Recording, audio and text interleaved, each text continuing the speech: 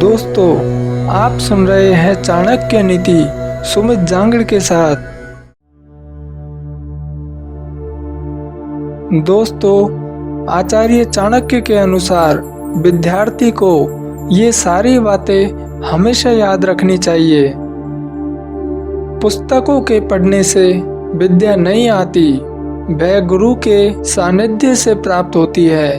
केवल पुस्तकों के ज्ञान को प्राप्त करने वाला विद्वान सभा में उसी प्रकार बैठता है जिस प्रकार कोई दुराचारणी स्त्री गर्भ धारण करने पर भी समाज में सम्मानित नहीं होती। दूसरा, पुस्तकों में लिखी विद्या और दूसरों के पास जमा किया धन कभी समय पर नहीं आते। ऐसी विद्या या धन को न होने के बराबर ही समझना चाहिए।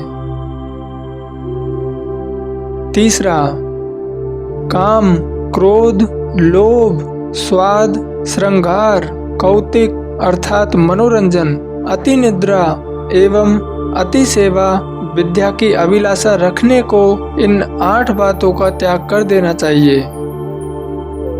चौथा, आलसी व्यक्ति या छात्र का न तो वर्तमान होता है और न ही भविष्य।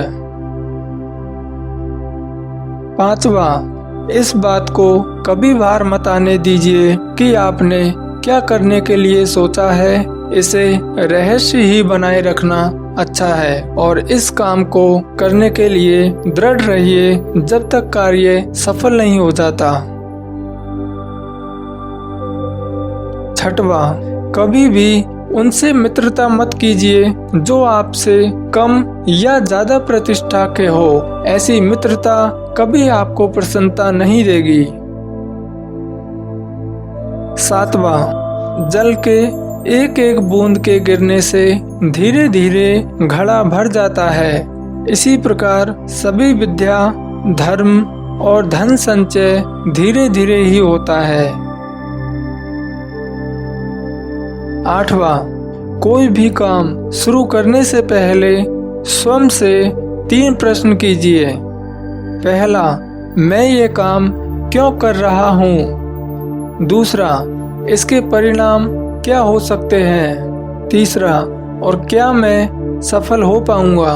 जब गहराई से सोचने पर इन प्रश्नों के संतोषजनक उत्तर मिल जाए तभी आगे बढ़ना उचित है। 9वां, जब आप किसी काम की शुरुआत करते हैं तो असफलता से मत डरिए और उस काम को न छोड़े। जो लोग ईमानदारी से काम करते हैं वो सबसे प्रसन्न होते हैं और उन्हीं की उन्नति होती है।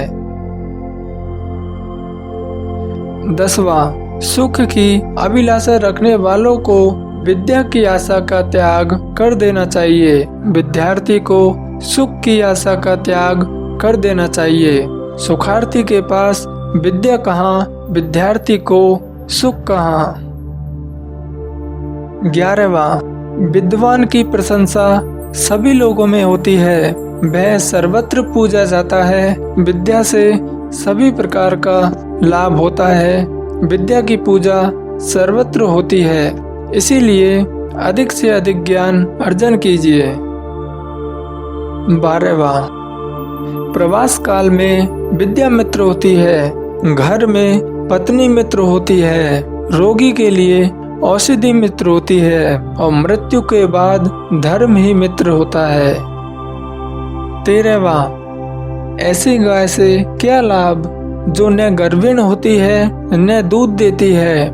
ऐसे पुत्र का क्या लाभ जो न विद्या से युक्त हो और न जिसमें ईश्वर भक्ति हो।